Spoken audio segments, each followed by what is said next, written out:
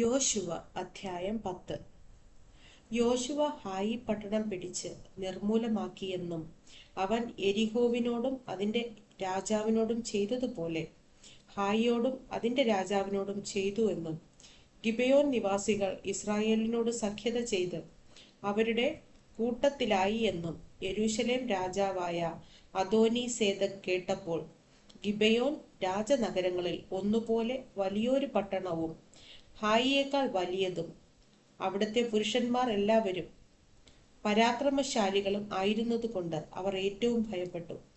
ആകയാൽ യെരൂശലേം രാജാവായ അദോനി സേദക് ഹെബ്രോൻ രാജാവായ ഹോഹാമിന്റെയും യർമൂത്ത് രാജാവായ പീരാമിന്റെയും ലാഹീഷ് രാജാവായ യാഹിയയുടെയും എഗ്ലോൻ രാജാവായ ദബീരിന്റെയും അടുക്കൽ ആളയച്ചു. ഗിബെയോൻ യോശുവയോടും ഇസ്രായേൽ മക്കളോടും സഖ്യത ചെയ്യുക കൊണ്ട് നാം അതിനെ നശിപ്പിക്കേണ്ടതിന് എന്നെ സഹായിപ്പിൻ എന്ന് പറയിച്ചു. ഇങ്ങനെ യെരൂശലേം രാജാവ്, ഹെബ്രോൻ രാജാവ്, യർമൂത്ത് രാജാവ്, ലാഹീഷ് രാജാവ്, എഗ്ലോൻ രാജാവ് എന്നീ 5 അമോര്യ രാജാക്കന്മാരും ഒരുമിച്ച് കൂടി. അവരും അവരുടെ സൈന്യമൊക്കെയും ചെന്ന് ഗിബെയോന് നേരെ പാളയമിറങ്ങി അതിനോട് യുദ്ധം ചെയ്തു. അപ്പോൾ ഗിബെയോന്യർ ഗിൽഗാലിൽ പാളയത്തിലേക്ക് യോശുവയുടെ അടുക്കൽ ആളയച്ചു. അടിയങ്ങളെ കൈവിടാതെ വേഗം ഞങ്ങളുടെ അടുക്കൽ വന്ന് ഞങ്ങളെ സഹായിച്ച് രക്ഷിക്കണമേ. പർവ്വതങ്ങളിൽ പാർക്കുന്ന അമോര്യ രാജാക്കന്മാരൊക്കെയും ഞങ്ങൾക്ക് വിരോധമായിട്ട് ഒന്നിച്ചു കൂടിയിരിക്കുന്നു എന്ന് പറയിച്ചു.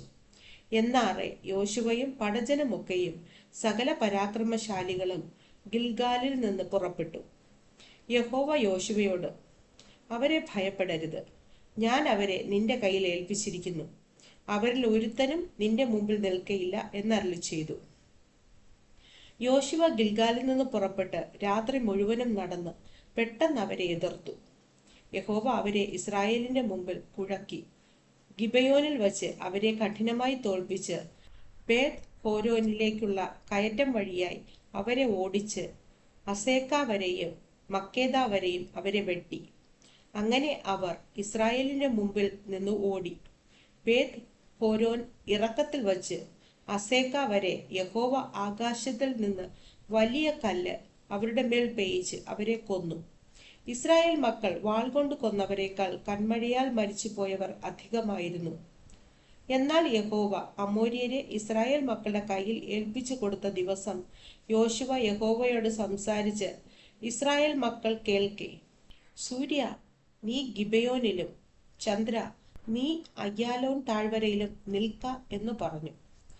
ജനം തങ്ങളുടെ ശത്രുക്കളോട് പ്രതികാരം ചെയ്യുവോളം സൂര്യൻ നിന്നു, ചന്ദ്രനും നിശ്ചലമായി.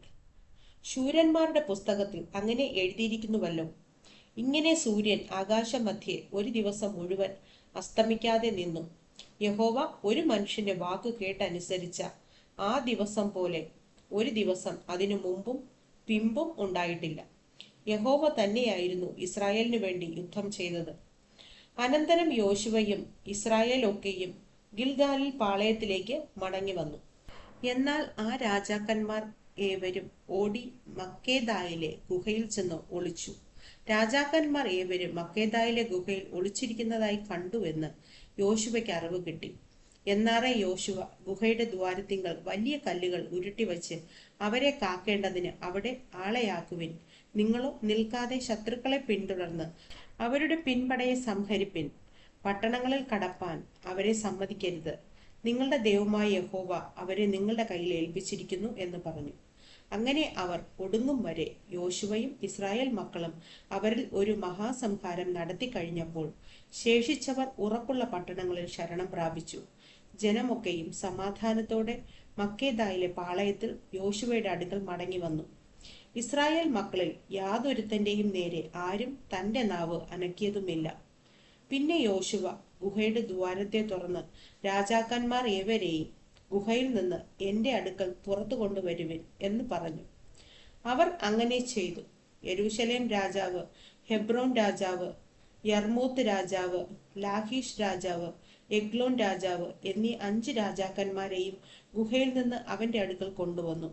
രാജാക്കന്മാരെ യോശുവയുടെ അടുക്കൽ കൊണ്ടുവന്നപ്പോൾ യോശുവ ഇസ്രായേൽ പുരുഷന്മാരെയൊക്കെയും വിളിപ്പിച്ച് തന്നോട് കൂടെ പോയ പടജനത്തിന്റെ അധിപതിമാരോട് അടുത്തു വന്ന് ഈ രാജാക്കന്മാരുടെ കഴുത്തിൽ കാൽ വയ്പിൻ എന്ന് പറഞ്ഞു. അവർ അടുത്തു ചെന്ന് അവരുടെ കഴുത്തിൽ കാൽ വച്ചു. യോശുവ അവരോട്, ഭയപ്പെടരുത്, ശങ്കിക്കരുത്, ഉറപ്പും ധൈര്യവുമുള്ളവരായിരിപ്പിൻ. നിങ്ങൾ യുദ്ധം ചെയ്യുന്ന സകല ശത്രുക്കളോടും യഹോവ ഇങ്ങനെ തന്നെ ചെയ്യും എന്ന് പറഞ്ഞു. അതിന്റെ ശേഷം യോശുവ അവരെ വെട്ടിക്കൊന്ന് 5 മരത്തിന്മേൽ തൂക്കി. അവർ സന്ധ്യ വരെ തൂങ്ങിക്കിടന്നു. സൂര്യൻ അസ്തമിക്കുന്ന സമയത്ത് യോശുവയുടെ കൽപ്പന പ്രകാരം അവരെ മരത്തിന്മേൽ നിന്ന് ഇറക്കി അവർ ഒളിച്ചിരുന്ന ഗുഹയിൽ ഇട്ടു. ഗുഹയുടെ ദ്വാരത്തിങ്കൽ വലിയ കല്ല് ഉരുട്ടിവച്ചു. അത് ഇന്ന് വരെയും അവിടെ ഇരിക്കുന്നു. അന്ന് യോശുവ മക്കേദ പിടിച്ച് വാളിന്റെ വായ്ത്തലയാൽ സംഹരിച്ച് അതിനെയും അതിലെ രാജാവിനെയും അവിടെയുള്ള എല്ലാവരെയും നിർമൂലമാക്കി. ഒരുത്തരെയും ശേഷിപ്പിച്ചില്ല. അവൻ യെരിഹോവിനോട് ചെയ്തതുപോലെ തന്നെ മക്കേദ രാജാവിനോടും ചെയ്തു. യോശുവയും അവനോടുകൂടെ ഇസ്രായേൽ ഒക്കെയും മക്കേദായിൽ നിന്ന് ലിബ്നായ്ക്ക് ചെന്ന് ലിബ്നയോട് യുദ്ധം ചെയ്തു.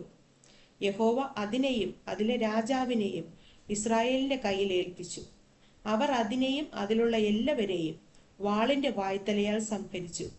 അവിടെ ഒരുത്തനെയും ശേഷിപ്പിച്ചില്ല. യെരിഹോ രാജാവിനോട് ചെയ്തതുപോലെ അവർ അവിടത്തെ രാജാവിനോടും ചെയ്തു. യോശുവയും അവനോടുകൂടെ ഇസ്രായേൽ ഒക്കെയും ലിബ്നായിൽ നിന്ന് ലാഖീഷിന് ചെന്ന് അതിന്റെ നേരെ പാളയമറങ്ങി അതിനോട് യുദ്ധം ചെയ്തു. യഹോവ ലാഖീഷിനെ ഇസ്രായേലിന്റെ കയ്യിൽ ഏൽപ്പിച്ചു. അവർ അതിനെ 2-ാം ദിവസം പിടിച്ചു. ലിബ്നായോട് ചെയ്തതുപോലെയൊക്കെയും അതിനെയും അതിലുള്ള എല്ലാവരെയും വാളിന്റെ വായ്ത്തലയാൽ സംഹരിച്ചു. അപ്പോൾ ഗേസർ രാജാവായ ഹോരാം ലാഖീഷിനെ സഹായിപ്പാൻ വന്നു. എന്നാൽ യോശുവ അവനെയും അവന്റെ ജനത്തെയും ആരും ശേഷിക്കാതെ വണ്ണം സംഹരിച്ചു. യോശുവയും ഇസ്രായേൽ ഒക്കെയും ലാഖീഷിൽ നിന്ന് എഗ്ലോന് ചെന്ന് അതിന്റെ നേരെ പാളയമറങ്ങി അതിനോട് യുദ്ധം ചെയ്തു. അവർ അന്നു തന്നെ അതിനെ പിടിച്ച് വാളിന്റെ വായ്ത്തലയാൽ സംഹരിച്ചു. ലാഖീഷിനോട് ചെയ്തതുപോലെയൊക്കെയും അവൻ അതിലുള്ള എല്ലാവരെയും അന്ന് നിർമൂലമാക്കി. യോശുവയും ഇസ്രായേൽ ഒക്കെയും എഗ്ലോനിൽ നിന്ന് ഹെബ്രോന് ചെന്ന് അതിന്റെ നേരെ യുദ്ധം ചെയ്തു. അവർ അതിനെ പിടിച്ച് വാളിന്റെ വായ്ത്തലയാൽ അതിനെയും അതിലെ രാജാവിനെയും അതിന്റെ എല്ലാ പട്ടണങ്ങളെയും അതിലുള്ള എല്ലാവരെയും സംഹരിച്ചു. അവൻ എഗ്ലോനോട് ചെയ്തതുപോലെയൊക്കെയും അതിനെയും അതിലുള്ള സകല മനുഷ്യരെയും ആരും ശേഷിക്കാതെ വണ്ണം നിർമൂലമാക്കി. പിന്നെ യോശുവയും എല്ലാ ഇസ്രായേലും തിരിഞ്ഞ് ദെബീരിനു ചെന്ന് അതിന്റെ നേരെ യുദ്ധം ചെയ്തു. അവൻ അതിനെയും അതിലെ രാജാവിനെയും അതിന്റെ എല്ലാ പട്ടണങ്ങളെയും പിടിച്ച് വാളിന്റെ വായ്ത്തലയാൽ സംഹരിച്ച് അതിലുള്ള എല്ലാവരെയും ആരും ശേഷിക്കാതെ വണ്ണം നിർമൂലമാക്കി. അവൻ ഹെബ്രോനോട് ചെയ്തതുപോലെയും ലിബ്നായോടും അതിലെ രാജാവിനോടും ചെയ്തതുപോലെയും ദെബീരിനോടും അതിലെ രാജാവിനോടും ചെയ്തു. ഇങ്ങനെ യോശുവ മലനാട്, തെക്കേദേശം, താഴ്വീതി, മലഞ്ചെരിവുകൾ എന്നിങ്ങനെയുള്ള ദേശമൊക്കെയും അവിടങ്ങളിലെ സകല രാജാക്കന്മാരെയും ജയിച്ചടക്കി. ഇസ്രായേലിന്റെ ദൈവമായ യഹോവ കൽപ്പിച്ചതുപോലെ അവൻ ഒരുത്തനെയും ശേഷിപ്പിക്കാതെ സകല ജീവികളെയും നിർമൂലമാക്കി. യോശുവ കാദേശ് ബർന്നേയ മുതൽ ഗസ്സ വരെയും ഗിബയോൻ വരെയും ഗോശൻ ദേശമൊക്കെയും ജയിച്ചടക്കി. ഈ രാജാക്കന്മാരെയൊക്കെയും അവരുടെ ദേശത്തെയും യോശുവ ഒരേ സമയത്ത് പിടിച്ചു. ഇസ്രായേലിന്റെ ദൈവമായ യഹോവയായിരുന്നു ഇസ്രായേലിനു വേണ്ടി യുദ്ധം ചെയ്തത്. പിന്നെ യോശുവയും എല്ലാ ഇസ്രായേലും ഗിൽഗാലിൽ പാളയത്തിലേക്ക് മടങ്ങിപ്പോന്നു.